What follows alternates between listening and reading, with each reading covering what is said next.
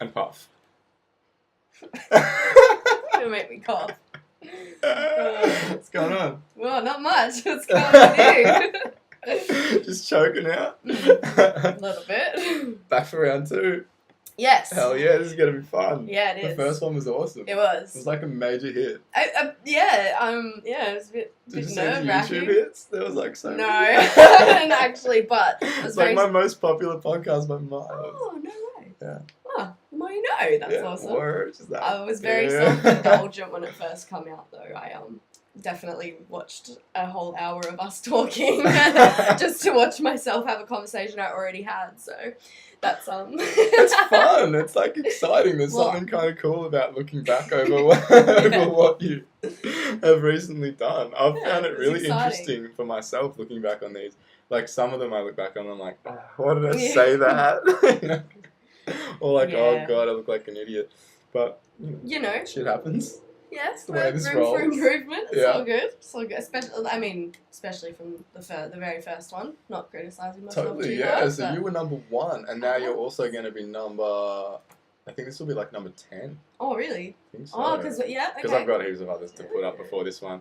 Cool. That's awesome. Number 1 and number 10. I think so. Well, we'll I better shoot be for number that. 100. Oh, 100 as well. Totally. Cool. I'll get you back for like 20, 30, 40. Yeah. Full series. Decade series. Legit. Well, that's the plan, potentially. Now, since our first one, we have some news, and that is that you're departing our place of work. I am. No. Oh, devastating. You're moving to the Sydney, I am, yes. to the big smoke. Who am Not I going to talk to? James, yeah. That's it. But I know, and I was No like, pressure, who boy. That was so serious. Oh my god.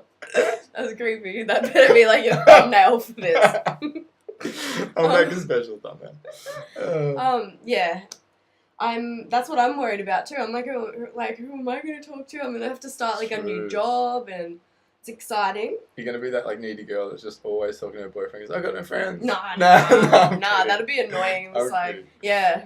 So you're moving no. down from Mr. Right. Yes, Yeah. yes. I am excited. Yeah. It's not direct. It's like it is Sydney, but it's not in the city, which Yeah. I don't think I can handle. But so many people. I've never I feel like I say all Gold the Coast time, that goes to the city. Yeah. and people come here and like I thought this was a big place, but it's not. Like Yeah. every time I'm there, I'm like I feel like I'm in Thailand. There's like stray cats. I fed a stray cat outside of Hungry Jack's the other day. Yeah. Yeah, there was like 4 stray cats. I was like, can I take them home? Like, everyone apparently, and I've just, there's cats everywhere, there's litter everywhere, there's just people everywhere. I'm just like, what's It's going pretty on? crazy, hey? Yeah, like I moved up from Melbourne, obviously, and city, it's not for me, eh? It's not for me, but I guess if you're like outskirts, it won't be too bad. Yeah, and I'm hoping to get a job like really close to where I live so I don't have to like get stuck in traffic. 'cause Yeah, that would be ideal. everybody knows Sydney traffic is notorious for being terrible, so I'm not about that. Absolutely. Yeah.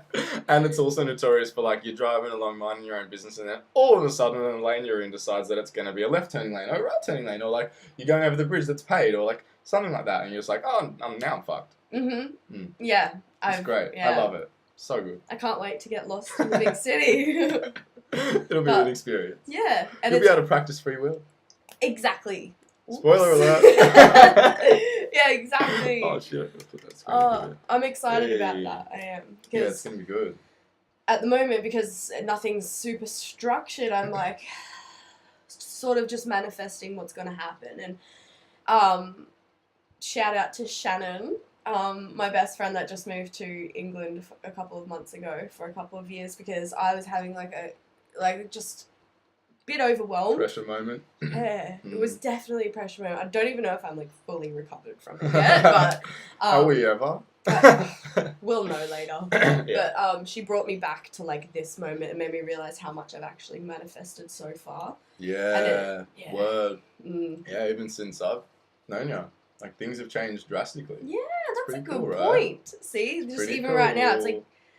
making me realise, like, wow, I actually have done a lot, and I've always tried to manifest good things. And it's, in hindsight, it's like, whoa, actually, if I'd told myself 6 months ago that I'd be moving to Sydney, like, I literally have never set foot in Sydney up until, like, New Year's. Just 2 months ago. So and now second time on the Jeremy Strong podcast, you're practically famous. I'm practically no way. Anyway, that made me clammy. What do you mean? No, I mean, like, don't. Like, I don't want to be. That's crazy. Oh shit! Yeah, fame. Yeah, fuck. Who needs that? Oh God. So have you figured out where you're gonna live down there? Yeah. Yeah. Yeah, and that's the crazy thing. It's like it's a beautiful house I'm moving into with really nice people, and it was all offered to me, just like because I spent a week down there last week, and within a couple of days it was all offered. Like the owner of the house that my boyfriend lives in offered to give us the bigger bedroom in the house for cheap for Sydney rent kind of thing, and then another guy who lives there works for Toll, like the big truck companies, and said that he could get me a job as well. So I'm like, good. Like, that's manifesting that, like, that's so cool. That's the best thing I could have asked for. Fuck yeah, that's epic. Yeah. Nice. And so for the people that don't know, you've been living van life for a while. Oh yeah, I haven't really spoken about that. We can do like a whole thing on that. We could do a whole thing on that. Yeah. What's how long have you been in the van now? 2 years as of like literally last week, 28th of Feb. That's dope. Yeah. What an experience. Oh, I know. I bet you got a lot out of that. I have. And it's so cool to think that, like, although I'm pretty ready to move out into a house now, it's gonna be cool to look back and think, hell yeah, I lived in a van for 2 years when I was 20. Like, totally. That's really cool. The open road was your home. Yeah, well, the open burley was my home. The open burley. But the road was your back door. Yes. It was your backyard. And the beach as well, and it's been amazing. Yeah, it would have been epic. You got a dope little setup. It's pretty cool. And if anyone's honestly thinking of doing it, just do it. Like, it's the best. Yeah. And you'll figure it out. It's freedom. Definitely. Yeah, you just figure it out. Hey, like, you make some sacrifices, but, you know, whatever. Like, you do that definitely all the time in life. Yeah, but, you know, I bet, you know, it's going to be refreshing for you to just move back into a house now and experience that again. And appreciate it more. Appreciate it a lot more. Even just being able to have access to a shower whenever I want. I'm just showering gonna love at the gym or at work. Or it's a cold beach shower. But all of that is just some of the awesome parts that go into living a van. True. You get to experience life. This little thing called life. Yes. That's like actually, you know, what happens outside of all this extra crap. You know, Definitely what happens see in here internally, like just living and just being a part of this earth, and like living bare bones, like minimalistic like me, like this room. Yes. Has nothing in it. Minimalistic is a good word. Yeah, definitely. Yeah, it's cool. I think that people like you would be able to do it. Yeah, quite well. I'd love to live in a van. I'd totally do it.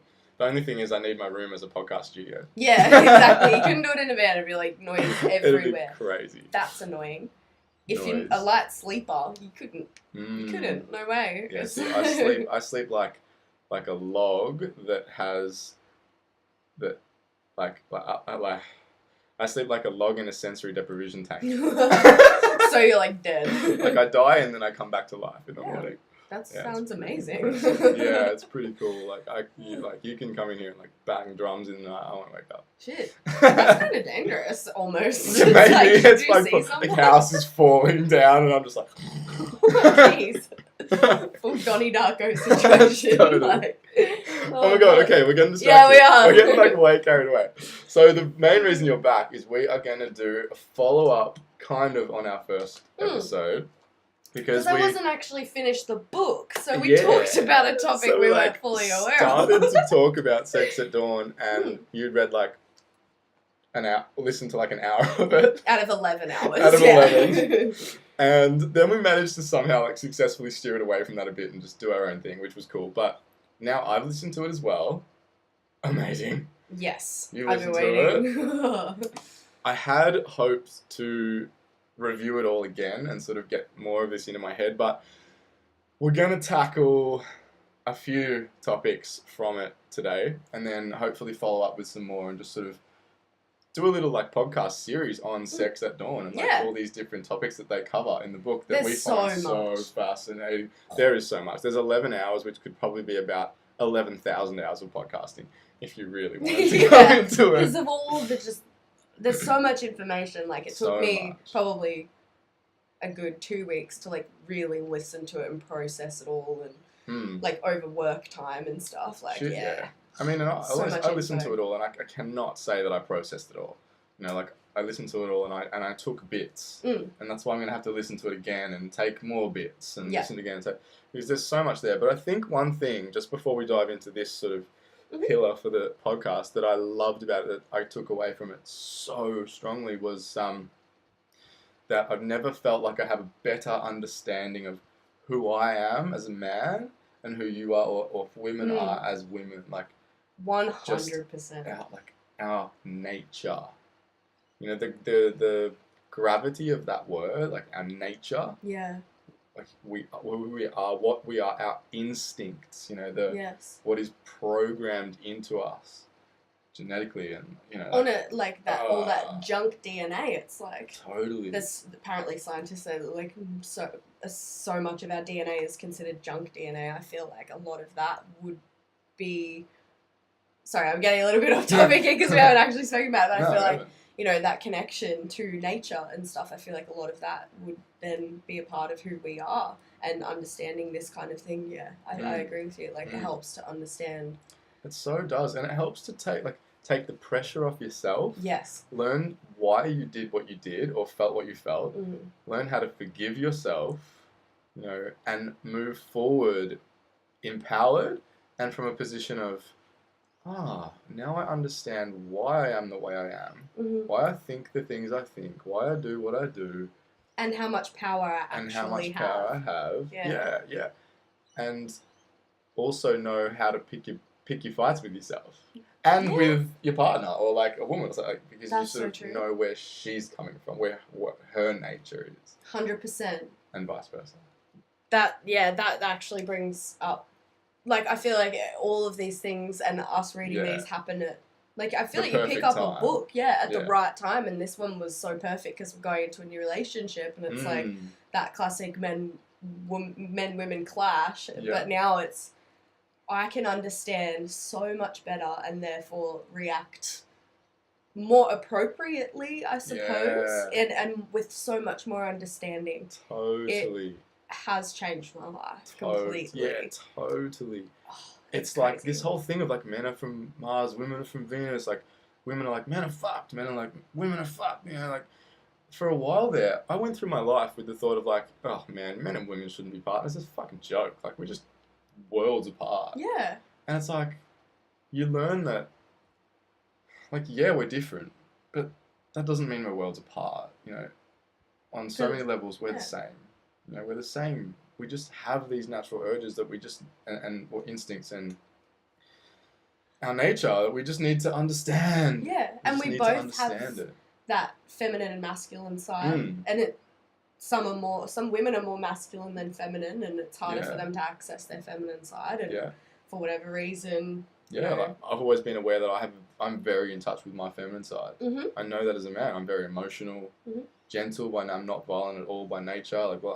I'm in touch with that side of me, and for a long time I saw that as weakness. You know, or like, you know, I'm a little bitch or whatever. Like growing up as a young boy, you know. Yeah, which is kind of like the societal factor. That's kind of like you know, men are meant to be strong and whatever. Like for a man, I listened to this on a podcast today with Aubrey. It was like for men it's okay to get angry. For women it's not. For women it's okay to get emotional. For men it's not. Yeah. It's like, what the fuck? That's so weird. And it's not okay for women to get sexually abused, but it's okay for a man to. He should just shut up and just be okay. There's another one. Hey? That's a whole other thing. That's another one. Yeah. So we'll probably touch on those topics in more depth in another one. But we thought today we would cover the animal topic, right? Yes. Because Sex at Dawn dives into the, I'm going to say fact, that we aren't evolved from monkeys, that we are monkeys. Yeah. Like a monkey species. Yes, kind we're of a thing. great ape. An ape. Yeah. Sorry, there's a difference between ape and monkey. Yeah, we are one of an the ape. great apes. One of the great apes. So I had a really interesting conversation with my brother yesterday about whether we are animals or not, and it was funny because what brought it up was that I had been listening to podcasts with where Aubrey was interviewing fighters for most of the day, and they were talking a lot about what it is to be a man, and obviously it's Aubrey, so there was a lot of conscious stuff there. But then there was also, they were really addressing and acknowledging that side of what it is to be a man, that is, and an animal to a degree, that is, dominance and strength and power and the ability to defend and fight, and scrap. All the masculine. like this masculine stuff. And it was an interesting conversation with my bro because I've never been in a street fight ever, and I just didn't grow up with that. I never had a violent bone in my body. I just wasn't the type. That's good. Well, I mean, from a... Yeah, and this is a wrestle that's going on in my head at the moment, but we'll come back to that. And my brother, on the other hand, had a little bit more of an aggro kind of youth and was just a bit angry as a kid. So he's had sort of a few. And so for me, I was bringing up that, that's something that I don't know about myself. I don't know how I will react to those situations if they were to come up. Well, yeah. And it's... How could you unless you're in it? It shouldn't come up. Yeah. But if it does, I feel the need to know a little bit about what I'm made of. Yeah. You know what I mean?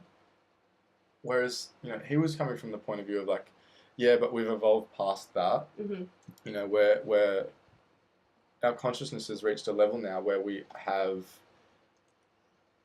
realized and come to terms with the fact that you don't need to be violent to solve problems anymore. We're cerebral beings. We can think things through now. We can learn to we can communicate with each other. Yeah. We can find common ground. We can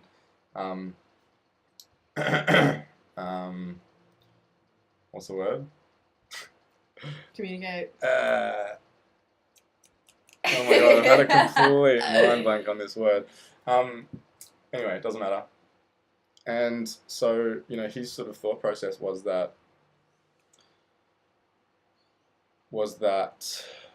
we've moved past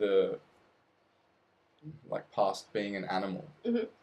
And that natural animalistic reaction to certain things. And is that why you say, you don't know how you would react? Say, we were talking earlier, if someone was to come and, start you in the street. Well, I know how I would react in that situation because it's the way I'd always react, and that is that I would just shrug it off and I'd move on because I'm a peaceful person. I don't care. You can attack me with words, but if someone attacked me physically, okay. What would I do? Yeah, that's true. And I don't know that. Ooh, I've never had that. That makes good. Yeah. And so my argument there, or my thought process there, is just that I think it is still a part of us. I think we are very much still animals to a degree, because what do you determine as an animal? Is an animal just a living, sentient, or not, being, creature on life source? What's the difference between an animal and a plant? Yeah. What's the difference between an animal and a human? Why aren't we animals? To me, we're animals. Why aren't we considered mammals? Animals? Yeah. We came from the apes. We're still technically, I reckon, a version of an ape. Well, we're 99.6% genetically the same as a bonobo. Yeah, as a bonobo. And for people who do not know, because we did not know, bonobo apes are the monkeys, the apes that they use in Planet of the Apes. Planet of the Apes, yeah. So old mate Caesar is a bonobo. Caesar? That's really cool. Yeah, that's awesome. Yeah, so...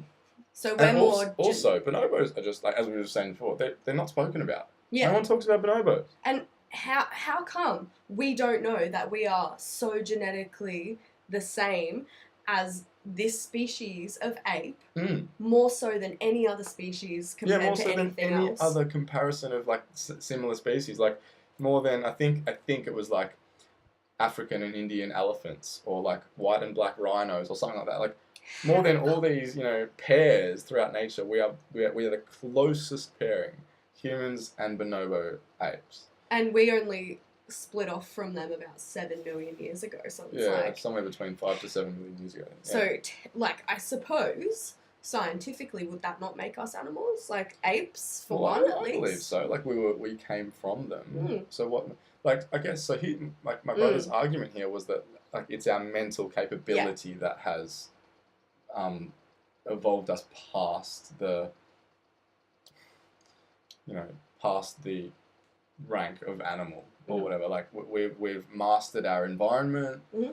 We have built these incredible things and like just we've mastered our environment basically. So like does that then move us up a level beyond that? Like no, I don't think so. Like to me it makes us highly conscious and highly capable animals, but it doesn't necessarily take away the title animal from what we are. Yeah, and that's also another like thing that I think has made us feel it's almost like speciesism. Like we've been so separated from what the term animal even is that we use it in like a derogatory sense. Like we'll say, "Oh, you're such an animal," but really, like, what consists of an animal? Like people say, "Oh, you're such a pig." Like pigs are gentle by nature. Like pigs are beautiful. Pigs are beautiful creatures. I love pigs. Pig in itself is associated with animal, which then is like it's just a gross thing. Like, why is that? Yeah, there's a lot when it comes to words. There's a lot to talk about, and like so. This is another thing that that we can move into from this whole animal talk or what determines whether we are animals or not was the free will thing we were speaking about before. Like, do we have free will? Yeah. And if we did have free will, would that then make us or elevate us beyond the level of an animal? Maybe. Well, that was something interesting that you said before. It's like the creation of free will.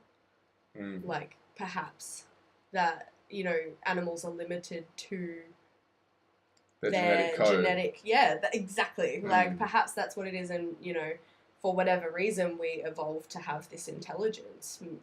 I feel like that is probably the line that draws us between animals and humans, but that doesn't come with all the negative connotations. Like it's literally just the intelligence. I feel like that's clearly the only difference we have.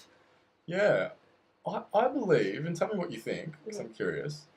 I believe that we're at a time now in our evolution as human beings where we're merging from being, very predominantly animal to, eventually being very predominantly consciousness or eventually just consciousness. And we're kind of in that shift. But I think we're somewhere in the middle or just before the middle or something of that transition where we still, put a lot of stock in our animalistic urges and needs and nature and pay a lot of attention to it and give it a lot of power over us. And there are certainly certain people on Earth who have a much higher level of consciousness and do demonstrate much more free will, in quotes.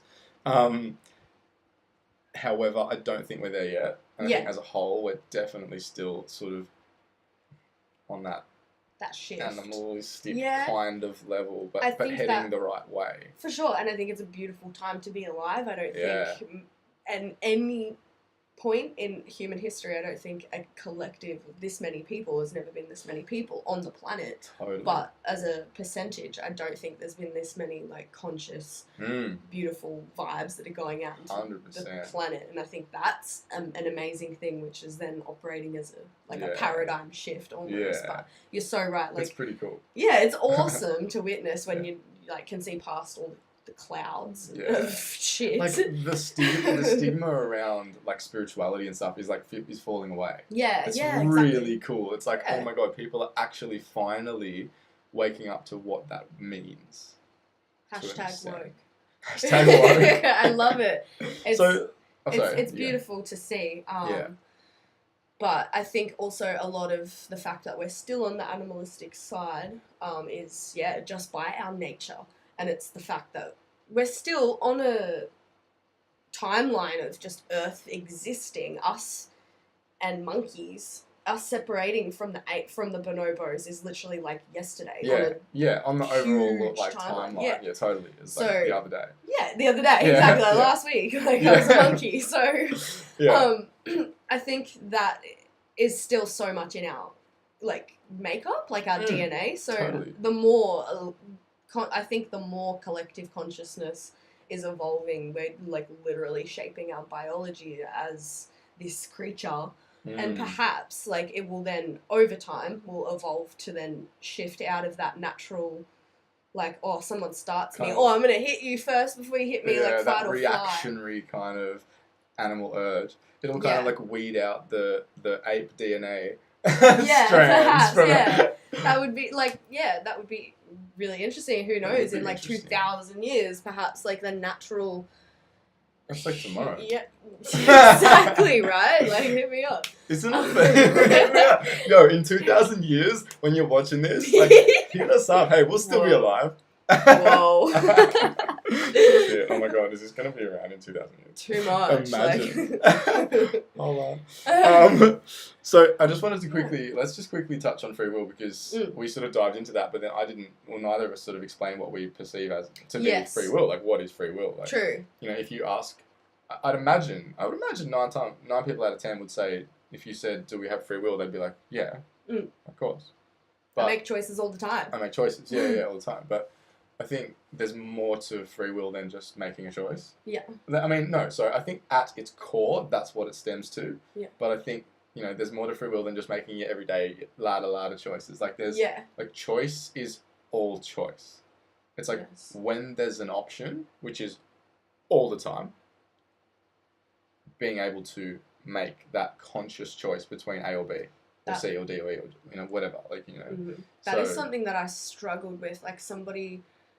I think I told you one time, I had an ex-boyfriend who used to say all of these things to me, and I was not in the right, like, I just didn't understand any of this, so he would always say that to me, like, this is your choice to be this way. It was quite harsh, perhaps, the way he would say it, but now that I know this, I'm understanding totally was my choice to be in that constant state of just, like, all the time. Like, that was me drawing that on myself and inviting that into my life. And because he would say to me, oh, it's your choice, and that defense, that ego would come up and go, oh, it's not my choice to feel this shit. Like, and it was just a cycle. Why would I choose this? This is shit. Why would I choose, you know? And so then it's like, was that me exercising my free will to then stay in a shitty place until like the universe threw me some bombs to go fucking wake up and learn from this shit that you're doing so then you can not be like this anymore. Like, that's how it happened for me. So that's what makes me sort of think about free will. It's like the law of attraction. Yeah. Your thoughts, you have the choice. Thoughts are choices. Thoughts are things, as they say. And it's... Where was I going to go with that? I saw that. You're like, you had something. Right? Like, I had something, and then it was just like, I was like, oh right, way to go. Way to go. It's vanished. It's gone. Oh, no. I was just going to go on a real brief tangent there when it comes to, like, in hindsight. Uh-huh. Because something else that I was listening to on a podcast today was like, you know, we're so quick to hate on ourselves for things that we've done or felt or said or whatever in the past. Hell yeah. Like, I'm like, oh, fuck, I'm so stupid. I should have known better. It's like, you didn't know better. Yeah, you didn't at the time. So fucking take the pressure off, you know? Like, you didn't know better. I literally heard... You should have been perfect. It's like, oh, man. Like, but I do it. You know, how many times you look back and be like, fuck, I'm an idiot. I was listening to the Aubrey Marcus podcast today, one of the ones with him and Jordan Peterson. Oh yeah. And he's a person who doesn't believe in free will, which we'll I was going to ask you about that. Let's come back to free will. But he literally said the exact same thing. He's like, if a child makes a mistake, what do? You discipline that child, but only so hard to the point that they're not going to do it again. You're not going to completely destroy that child and go, you're an idiot, you're a fucking piece of shit. You're never going to come back from this. Why do we say that to ourselves? It's like, at that time, we need to give ourselves a break. At that time, we didn't know any better. That's totally. So just look at it and acknowledge what you did and just go, oh, okay, that's all I could do at that time. That's fine. Now I can move on from that and hopefully not, make the same choices again. Exactly. That's massive, isn't it? Like, so much of who we become comes from our childhood. Mm-hmm. I reckon 95% or something, comes from that childhood experience. Mm-hmm. Which is where Jordan Peterson and other people sort of draw their argument against free will, is like you're molded by your conditioned environment to sort of to react naturally, a certain way. Yeah, exactly. So, then that comes into brain damage from trauma, like that. I feel like that even in itself sort of limits you to how you're going to react, and then therefore be able to exercise your free will. Because if your literal brain, biology, as it was, yours and my brains aren't even fully developed yet. The more, as from a child, as it's fully developing your frontal part. I don't know. I can't remember words. Scientist, yeah. But as it's doing that bit, frontal lobe. If trauma actually does recreate the structure of your brain, and I think it was Deborah So or something. Who dat? She's a neurologist, but I just thought I'd use that as reference. I think that's her name. She was saying that it causes brain damage, so that compared to someone who did not receive trauma as a child or complex trauma, their brain makeups are completely different. So then does that limit your level of consciousness or... Yeah, because this is interesting. If, what is brain damage, right? Like if you have a mental impairment or whatever, a diagnosed mental impairment or whatever, or condition, but is, damaged belief systems, self-worth, all these things that do so much damage to us as human beings as we get older. Is that not a form of brain damage? The lacking of belief in yourself, of self-acceptance, self-love, constantly being told you're not good enough, that you should have been better, blah blah blah. That's brain damage. I definitely believe that has a huge factor into why people turn to drugs and things like that, and when your brain's fully developed and you still sort of have that mindset, it's that's the way your brain was shaped. Now that's it. Your brain's not sort of growing much more. Is there? Yeah. Well, it's I don't know that that's it. I may not know. I don't think it's irreversible. I think there's work. There's definitely work that can be done to fix it. But I think actually I'm a good example of that, because I actually did experience a lot of trauma as a child as my brain was developing. Not everybody's always got someone way worse off than them. So, in comparison, I'm not that bad, but I did... everyone's pain is their pain to bear, and you can't compare it to anyone else's. That's right. And, when I was diagnosed to having, a complex trauma, it was easier for me to understand myself and my brain, knowing that, I could then stop comparing myself to a normal, quote-unquote, normal person, and... I feel like it definitely limited my beliefs, because I was very harsh on myself and the world, and I hated everything and everybody, and the way I was brought up wasn't very encouraging. It was, I don't even know, it wasn't. It was more like do what. Was it like a victimized perspective, or like a place of life is hard? I don't know. It was more like Life is pain. you can do what you want until I tell you that's not a good thing to do. But like, so for example, like my sisters and I wanted to do like singing, and mum and dad would basically say like, no, you're not good enough. Like, don't even bother auditioning because you're not good enough, kind of thing. Like, I'm not gonna take you somewhere and embarrass yourself. It wasn't celebrate who you are, which then, you know, puts you in a little box. You're like, oh shit, maybe I can't sing, and then that made me not want to sing for the rest of my fucking life. So little things like that, and then it's so damaging. it is like the tiniest little things I can look back on and go, that is why I am the way that I am. And that's not what I'm saying was my trauma, but that's just an example of my limiting belief system.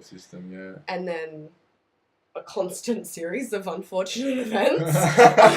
But it all ended TV series coming soon. Literally. I will write a book on my damn life.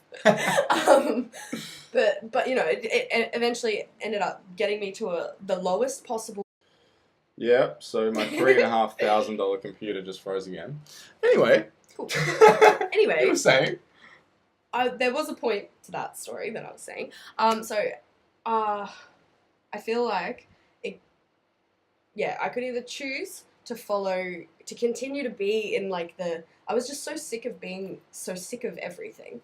So it was like, what can I do I think I opened myself up to just like anything. Please just like help me. Like, what is the meaning of this pain all the freaking time? And, you know, it took personally me getting to that lowest belief point in order to create my own beliefs, because it made me realize my beliefs now are not a product of what I have chosen for myself. It's and understanding, you know, when I saw my psychologist, I finally found somebody who was able to help me and give me tools. She didn't go give me medication or anything. She was just like, helped me understand myself and why I reacted and did certain things, and gave me tools through mindfulness and meditation to control my thoughts. And, you know, I dabbled in mindfulness and theta healing and everything like that, but I don't think that I was quite ready for that. That was when I was like 17 and 18 years old, and it took. And that is it. Like, are you ready? That's everything. And it was definitely the best thing that could have happened. It's like ever since then that whole period of my life is just dark, and ever since then everything has been light, because I've chosen with my free will not to be that person ever again. And like sometimes naturally these things will come out, like quote unquote animalistic instincts will come out, but I'm now at a level where feelings, just emotions and ego takes over. But it's all about cyclical life that we live. So for me, my free will is being able to observe my emotions and my thoughts and make the conscious choice to steer it more towards the vibration I want to be at. That higher frequency. And I can't say obviously that happens all the freaking time, because it doesn't, and a lot of things work me the fuck up. But for me, it's a small win when I'm able to recognize it while it's happening, and then just be the observer. So crucial. And just let it go, so crucial, like a cloud. Like, that's just a thought. I don't have to think that. I can choose not to. It's hard, but that's how I believe I exercise my free will. So I think that I'm a good example as to how perhaps we've just discovered that trauma doesn't limit your potential of free will. No, I don't think it does. I think it has huge impact, and that it can be incredibly limiting, but I believe that that's because we allow it to be, and it's that you can choose to exit that. It's just a choice, and then a pretty tough road. It's a hard road. It's relearning and reprogramming your brain, for fuck's sake. You know, and it's not like a couple of weeks worth of beliefs. It's like your whole life up until now. And being able to recognize what were like the key moments that then Mm. throughout your childhood and adolescence and stuff that then like switched you to go a certain way. Because Totally. I know personally for me, it's not something I'm proud of, but I'm not ashamed of it because it wasn't who I was. But my dad was very racist, and he naturally I was not. I was not at all. But over the years, he drilled into us to be. So then, therefore, I was. Influenced you. Yes. Yeah. I wasn't necessarily on a broad spectrum racist, but in Australia, there's a certain thing apparently about like the older generations that they're just hella like Oh, it's so sad. close-minded to certain things. So I was raised to believe that, and that was like, now it's just ridiculous. Yeah, you look back and go, what the fuck? Because that's not me. Yeah. So I can talk about that without like shame because. But yeah, because you knew you were being influenced. I was, You and I weren't, think like, being your true self. You were being influenced. But it's the nurture a versus kid. nature thing. yeah. It's massive. And Like, then, I can choose to beat myself up about Yeah. making my best friend in year 7 not be vegetarian because of my beliefs at the time. I've been vegetarian for 4 years now. What a hypocrite, right? Like, I Yeah. can choose to beat myself up about that. But then again, it's like, I didn't know any better back then. And I Yeah. can't beat myself up for it. Can't beat up my 12-year-old self compared to my 23-year-old self. It's that human desire, for some reason, to impress upon others that we're right. Yes. That our view is the right one, the only one. Yeah. Because our ego takes it as such an insult if we're wrong. We can't just sit there and let others be. Can't just let them be them. It's like we're like. And it's like, have to. animal comes out. It's it's like you must conform. Yeah, and perhaps that's where ego sort of comes from. It's like that animalistic nature. Totally, It's like, totally. Well, ego's there for us at the end of the day. Yeah, it's it just is. gotten out of hand. Our ego is a survival mechanism. give it a name, give it a personality. Exactly, Tell them yeah, fuck that's off. something yeah, totally. Jessica, remember I said my bitch sass is I named her Jessica because she's jealous of other so girls. whenever Jessica comes out and fucking starts to, or you see your boy checking out some chick, you're like, Jessica, fuck off. Fuck I off, know Jessica. you're there. Fuck off. Yeah, exactly. Bitch, shut up. If you personify it, it can work for you. It can work. It helps to understand as well that it's not you. It's like a defense wall that is there to try and protect you. Yeah. And it comes out in sometimes the most horrible and irrational ways. Something I've picked up recently also from podcasts, as I pick everything else in my life up from podcasts. Like my therapy. Pretty much, yeah, and like 99% of it's from Aubrey Marcus. Yeah. But is like referring to yourself in the third person. I was like, as in like, you're the observer, your consciousness, and you're observing yourself. So like whenever I'm angry, like lately at work, if something pisses me off, I'm like, look, the Jeremy's angry. That's The funny. Jeremy. Yeah, the Jeremy. Look. The Jeremy dropped a product. Oh, poor Jeremy. Yeah, like, whatever I do, it's like, I'm like, oh, fuck. And then I'm like, get over it, you And little I bitch. see you look at me when I drop something, I'm like, oh, fuck. You're just like, oh, look, little I'm always Phoebe's like, angry. I'm like, oh, look at little Phoebe. I see it. I feel the She judge. feels it. And then, but though, when you... No, it's good, because when you do that, I'm like, you're right. It brings me back. It, like, grounds me. And I'm like, it doesn't matter that I have to bend over and pick up a box. Exactly. Like, why do I even care? Who fucking cares? How does that How does it affect inconvenience my life? me in Like, any way? Like, if something happens to you and it pisses you off at that time, and you stop quickly and go, okay, how is this going to affect my life in the next 5 minutes? And like, if it's just not, like, period, like, it's not going to affect your life in the next 5 minutes. I mean, even if it does, it shouldn't matter. But if it isn't, like, fucking move on. Like, laugh at it and move the fuck on. Exactly. Like, what? Someone cuts you off in the traffic. Like, yeah.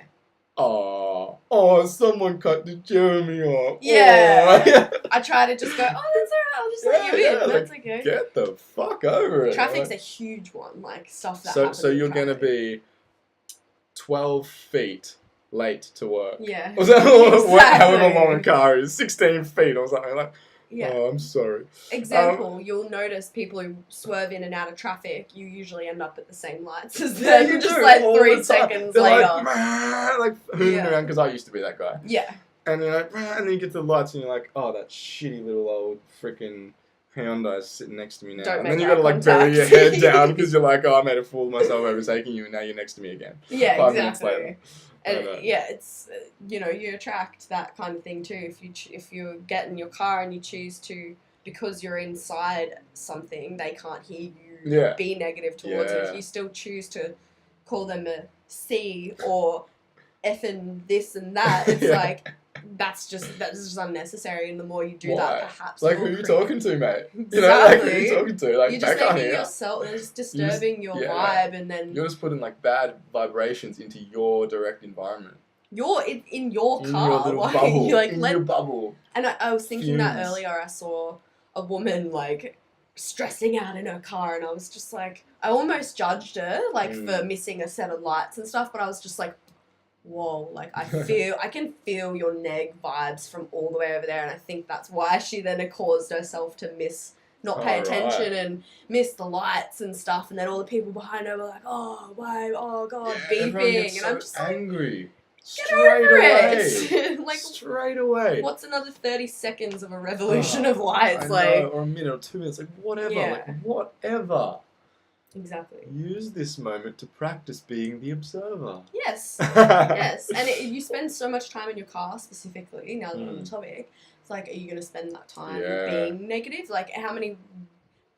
I think Jordan Peterson talked about this earlier as well, and he said it calculated like something like a month or something out of your life you spend. I think it's more than that. Yeah. I think it's a fair bit more than that. It's a long time. Yeah, like on average. If you even on average, and if you even think about the time you spend on your lunch break as well, like if you choose that time not talking to other people or being in your car and being negative, it's like when you add that up out of percentage over of your life, like what percentage are you losing out on, or spending in a negative space? Yeah, like 10% of your time you spend like on your phone, not talking to your co-workers at lunchtime. Like, well, that's what I do anyway. It spoke to me because I was like, whoa, I do spend a lot of my time just like trying to have me time. And it's like half an hour out of my day I could be talking, having enlightening conversations like this. And I did that today, and I had such a good conversation. And I was like, this is how I could be spending that more productive 10% of my time. From it. You learn and you feel good. Yeah, I know. Free will, baby. Our choice is free will, baby. Okay, we've gone on like epic tangent. I know, I'm so sorry. We're so good at this. Our conversations are epic though, because we're just like blah, blah, blah, blah, blah, blah, blah, blah, blah, blah, blah. And we end up being like, wait, what were we talking about again? Yeah, I'm so glad I made notes. Right? So like I wanted to touch quickly on... Oh, I meant to say that at the start. I did look at that and I was like, So good way to end something that I did mean to mention at the start is that you will always find evidence for what you choose to believe. What you choose to believe. And so that's why I think it's so important when going into a scenario where you may be exposed to new ideas to just open your mind and just allow yourself to relax, not take anything personally, not take offense. Like, you know, what we're talking about is like, it's just what's coming up in our lives at the moment. We're learning it, we're interested by it, we're just chatting about it, and we're sharing it with you guys because it's interesting us. Yeah. Like, if you think we're full of shit, just like, cool, that's okay. That's totally cool. Yeah, like, that's I fine. know a lot of people who think I'm totally full of shit, but that's their choice. It's like whatever. Us spirit warriors. I'm not gonna get offended by that. Like, yeah, like whatever. That's okay. But just remember that. Like, just remember that we do always find evidence for what we choose to believe, and that you might be. And I'm speaking. Okay, I'll speak from personal experience. So many times I have been full of shit, or just thought I knew something so certainly. Me too.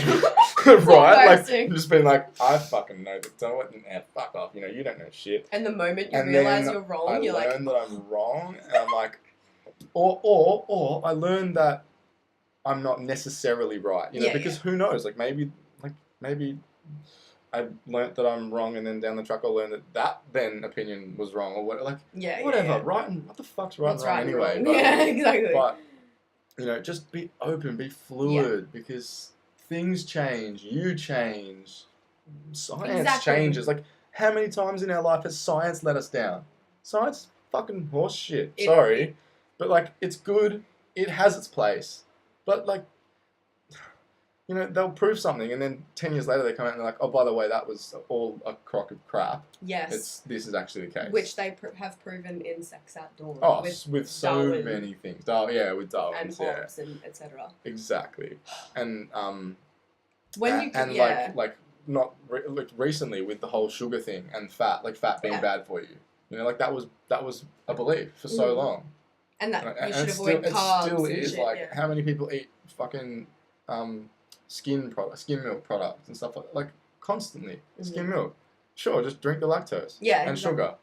That sounds good. Yeah, healthy. all the things. Like, as long as it's got no fat. Right? It's not a chemical shitstorm. Fat is good for you. The science is like, oh yeah, and by the way, we totally fucked that up. Yeah. It's actually like this. And now everyone's going like, oh, what? For the last however long, exactly. like we've thought that carbohydrates were the answer, and like, sugar. Like everyone sort of has always, I think, known that sugar's not great to limit it, but like, it's fucking terrible.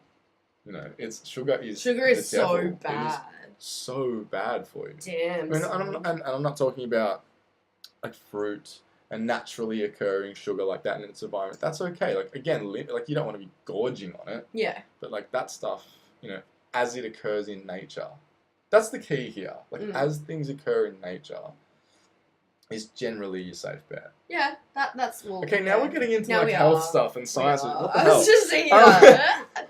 Point made. Anyway, okay. Next topic. Our nature as human beings. Yes. Violent or peaceful?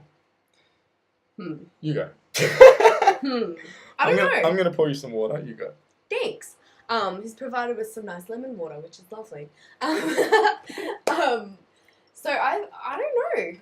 I think that also comes down to, thank you, our DNA and our environment. Yeah, I think our environment's a big part of it. Yeah, but as a natural, what is like natural? Like you mean a human nature? Yeah, human nature, like our animalistic nature. How we are programmed as a race. Like you have your cows. They're very much generally a peaceful animal. Yes. Right? Like, good and point. then you have your, I don't know, a fucking tiger or something. Oh, well, no, you know what? Tigers are peaceful by nature as well. Like, they fight when needed. Yeah. I That's really, why it's I really do feel as though, like, the majority of animals are peaceful by nature, but the fight, it's fight or flight. Yeah. It's not so much, are you peaceful or violent? It's when it comes to fight or flight, do you fight or do you flight? Mm-hmm.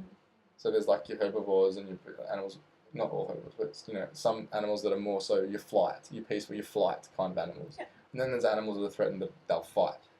That's very true. As humans, I think we are by nature peaceful, but fight or flight, well, we have developed to be able to fight. Mm-hmm. And we can pretty much fight anything because we are the king of the world. Yeah. Aside from Mother Nature. Mother Nature kicks our ass.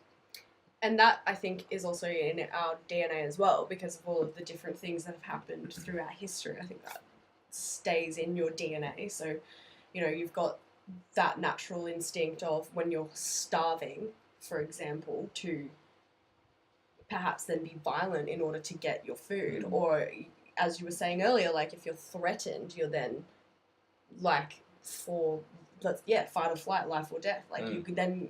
Yeah. Perhaps going to react in violence if something's being violent to you. It's like... Yeah, exactly. You, like, meet the situation on its level kind of thing. Whereas I don't think, like, a lot of people make the argument that human beings are violent by nature, looking at our past, because of all the dark times. Like, fuck, we've had some dark times in our history. Sure, but by nature, is a human being, like, inertly Just like You know what? if by nature, if we were violent by nature, would a human being getting in a car and driving through a crowd of people in Melbourne or something like that suddenly be worldwide news and like a phenomenon? Yeah, Like, exactly. well, probably not, because it'd probably be happening all the time. Yeah, that's right. You know, like that kind of shit is like a shock to us. In Western world, yes, it is.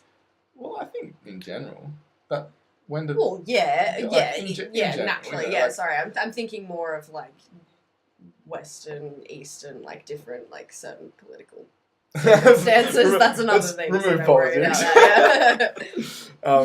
Yeah, like... No, you're right. It's like that wouldn't be such a like, oh my god. Yeah, and that like serial affects killers. us to our core, right? Like it hits us emotionally. Like when shit like that happens, we feel it as a collective. You know, the country is like, oh, and mourns, and that. And I think that is our nature. Our nature is empathy Gentle, and peace and compassionate. gentle and compassionate. You know, and loving. You know, like.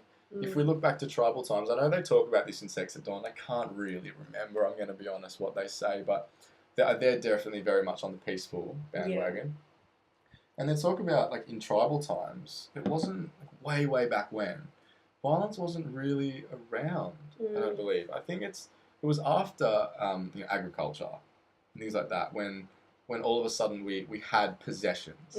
We had things that needed defending and fighting for. We wanted to gain more land or defend our land or gain more women or more bounty or whatever or defend ours or whatever. Like, that's when that violent streak started to come through, because we started to realize that through that we can gain, you know, more. I can have more, be more, do more, or not be more, but feel like I'm being more. Yeah.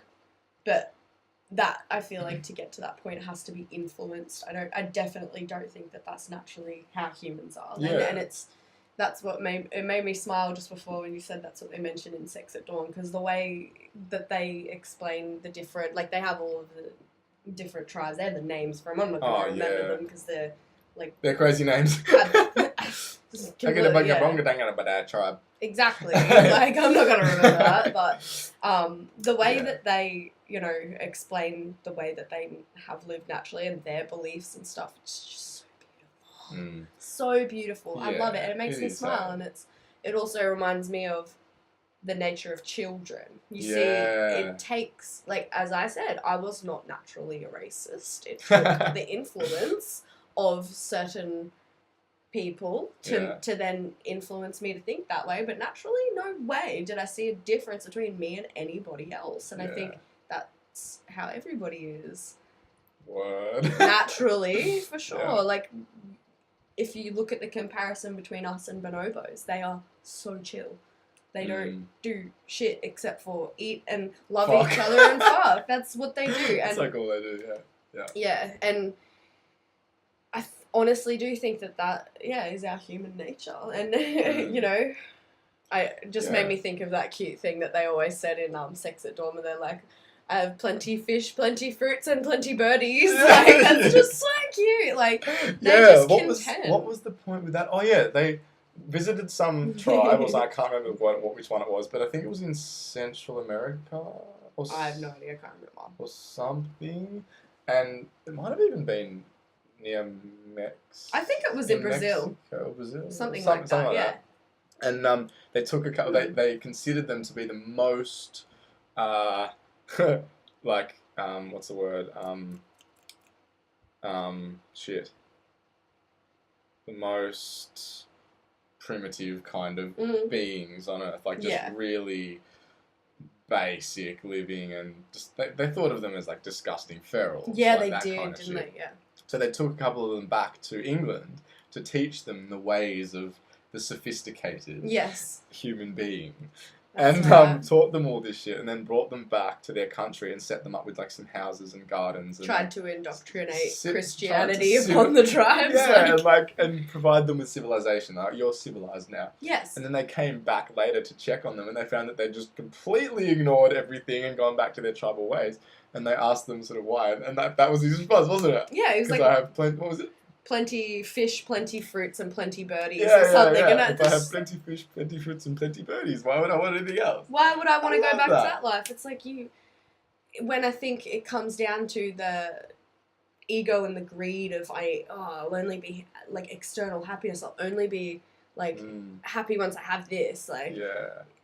Oh, that's a podcast in itself. Yeah, but when that's taken away, why would like that just shows a great example that like when you've naturally been left to nature and then you are taken over here, you want to go back to that because that's the way when you're to like happiness. Truly in touch with what it means to be a being, or and for the sake of this podcast, an animal here on Earth. An animal, in harmony and flow with Mother Nature, and where we came from and who we really are inside. Yeah. It's like, I think therein, to a large degree, lies pure happiness. Yeah. And I'm not saying that we need to all abandon our civilization and move back to the woods and like. No way. I mean, I think that'd be cool, but anyway, I'm not saying that that's the answer because, like, look, evolution happens for a reason, and like, we're on a path, we're on a journey at the moment, and it's like the human race's hero's journey that we're on at the moment. The hero's journey, I like that. Yeah, I think so. And so, we're just learning lessons and we're moving along this timeline, and that's okay, and we'll just adapt because we're so adaptable. It's what makes us king. But I think maybe the secret, to finding more happiness and to making this transition a lot easier for us is to remember our roots. Yeah, and to being more of the peaceful nature. That's let's just come back to the topic. And I think that's happening now. As you said before, our consciousness it's evolving, and we are waking up. And in general, like the millennials, we're peaceful. Hella peaceful, right? Like what millennial do you meet now who's like, we need to go to war with this country? And like, exactly. Like we're all fucking pissing off TV and like television and like the news. No one watches the fucking news. All that shit. Everyone's smart enough to not believe that toxic. These days. Well, like whether you believe or not, it doesn't. Oh, sorry, not just not believe the lies, not everything that the media to expose themselves to that, like indoctrination of like the world is a dark place. Yeah, you'll talk to most millennials and even especially kids in high school now with all the political correctness and everything. That's another thing, but like no way are they going to. It's like we're going back to our peaceful nature now. We're going back to our roots because there's no way will you talk to like a 15-year-old child now and hear the racist or even sort of what's I mean, I'm sure there's like list of examples. Oh yeah, no, for sure. But like in comparison. Compared to other times in history, I think it's only getting better. It's only becoming more peaceful, I think. And that goes back to like a collective shift. Like the more information we're unlocking and the more science we're combating from 100 years ago that we're still following today that we've proven isn't true. Like the more we do that, the more we have the tools and access to be able to understand. We're awakening. Hashtag awakening. I like it. Oh my god, babes, can you believe it's already been an hour? No. Yeah, it's already been an hour and 2 minutes. Wow, that's crazy. I feel like perhaps there's some stuff we didn't cover, but this one can go down for the one where we talk more in depth about our nature sexually and like relationship wise and stuff. Because that's big too. But that actually comes back to that. So why are we talking about shit that they can't see? Hey. Oh man, but that was epic. And damn it, I kind of want to keep going, but we kind of need to wrap it up. Yes. For this episode. So, I think we did alright. We talked about a whole bunch of good shit. That was fun. And all of it does fall under the umbrella of Sex at Dawn because it's just so many topics. Of course, It goes from tribes to DNA to like apes to bloody belief systems to science, etc. I don't even know. Anthropology, like the anthropological studies behind this book are so thorough. Full on, right? Like you listen to it and read, and granted, I go into it with a very open mind because I'm naturally a very open-minded person. I'm not the type to just go, no, fucking no way. Like, no, that's just not really my nature. But you go into it and you listen to this book, and you just, I mean, from my experience, you can't not believe at least a lot of it. We you can't. know, like, it's just so compelling, and they have so every time you feel like you're coming up with a but that they address it. They do. And you're like, oh, okay. There's so much that they cover. It's hard to not take something away. You'll always take something away from that book, whether you choose to believe every single thing that's in it or not. Yeah, exactly. And they say at the start and at the end, I think, that they're not here trying to influence you and make you change your ways from this to that. They're just like, look, we just find this stuff really fascinating. Yeah, and we just want to share it with you guys. Yeah. And you guys do with it what you will. And we're just questioning the standard questioning narrative. The status quo. Yeah. Yeah. And I love it.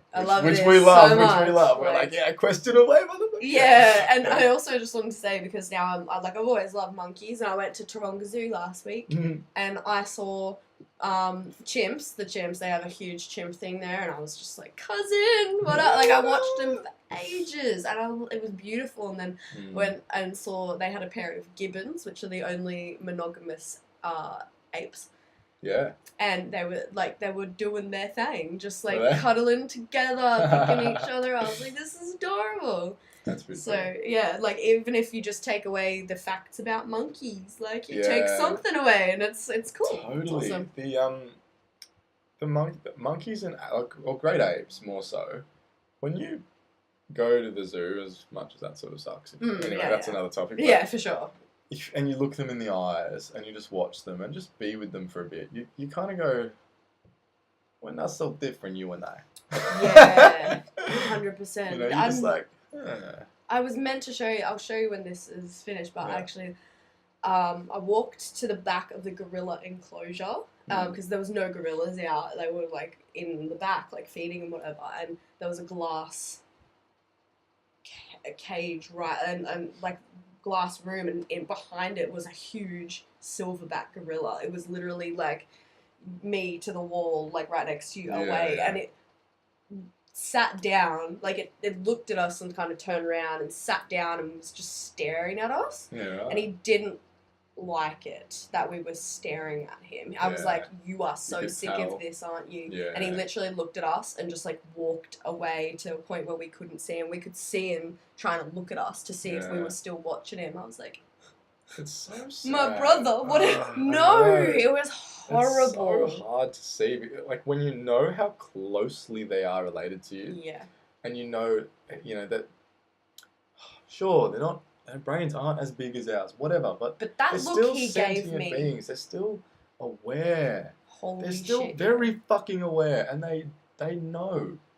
He was they don't want to be in a prison. Beautiful gorilla, and like the silver, everything that he looked at me was so much like just wisdom behind those eyes. Like, I wanted to give him a hug, but I was also like, you'll probably kill me. You probably rip my head off. Maybe not, but damn, I have a new respect, more profound respect and connection to them now. Like, the look in his eyes was like looking into anybody else's eyes. It was just like, brother, what are you doing in there? Often the case with any sentient being, animal, creature, thing. You look into your dog's eyes and you feel the same look into thing. the eyes of an animal, and you know, and this is like, oh geez, we're getting on a tangent. But, you know, like you can connect there. The eyes are the window to the soul, and it's so true.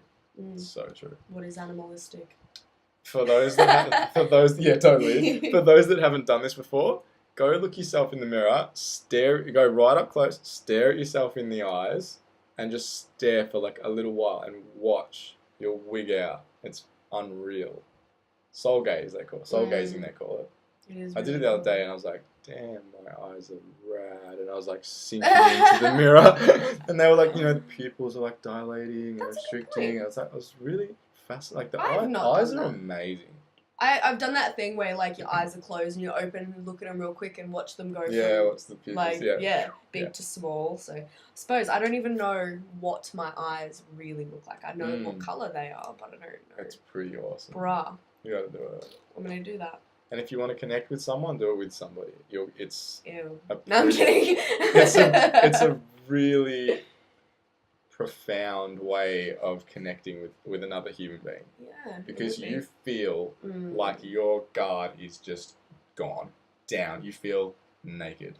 That's why I said ew, because it's like, don't get into my personal space. Totally, yeah. There's stuff in there I don't want you to see. You definitely have to feel comfortable with that person. For sure, that's what they use in marriage therapy a lot. Is soul gazing. Yeah, soul gazing. That's a good point. All right, shit. Yeah. We're going over time. Wait, how would you like to end this, Jerry? Oh shit. Okay, let's end it. Oh, question. Yeah, question. So, like, I asked you. I never asked you because I came up with the question thing after our podcast. Yeah. She's like, I'm ready. Lay it on me. Give it to me. You know that. No. Okay, so single best piece of life advice that you have ever been given or come across.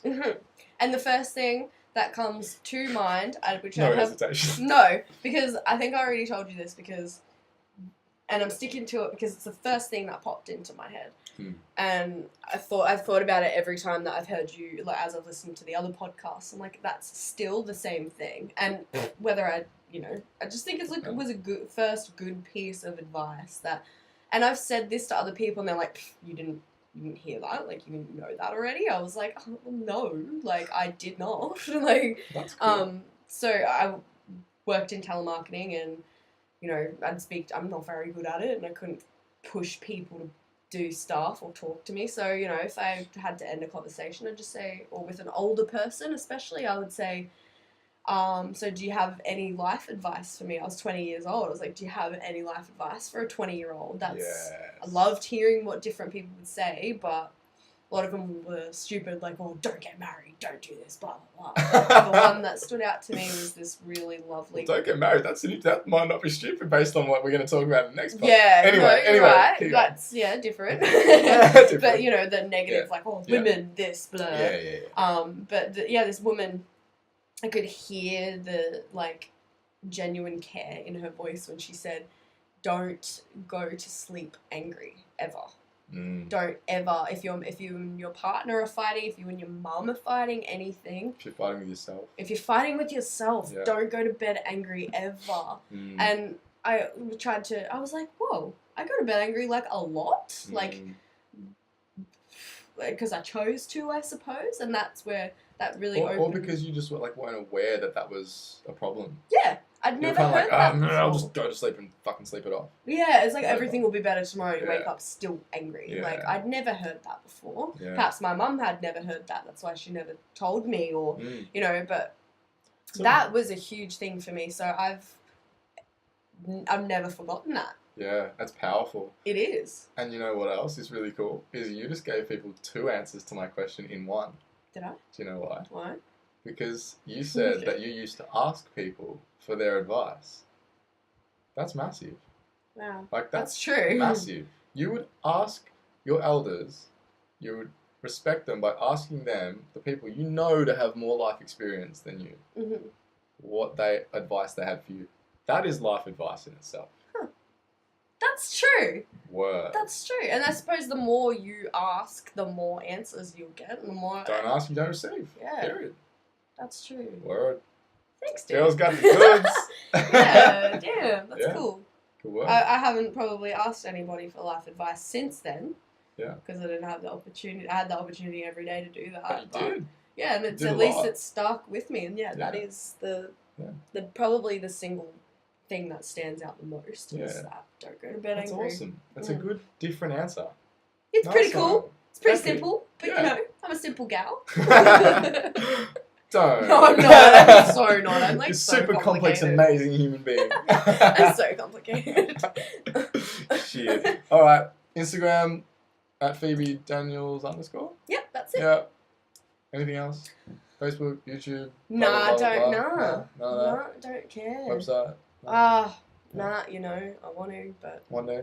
Perhaps that's on the cards. Perhaps in 10 years I'll look back at this and go, oh, like, little Phoebe feeling insecure, feeling like she can't do stuff. That's cool. Good. Alright, hit her up on the gram, peeps. Thanks for checking in. Episode 2 of Who knows how many? 100. I'm gonna be Yeah, in if it's a 100. sex at dawn, sex at dawn. I hope not. Fuck. Signing out. Bye. It's a long day. Thanks for tuning in, fam. If you would like to support the podcast, the best way you can do that is to leave a review, or if you're watching on YouTube, give it a like and leave me a comment. Massive thank you in advance if you do. I'm extremely grateful. I hope you enjoyed this week's podcast as much as I did, and don't forget to tune in next week. New podcasts drop every Sunday. Big love.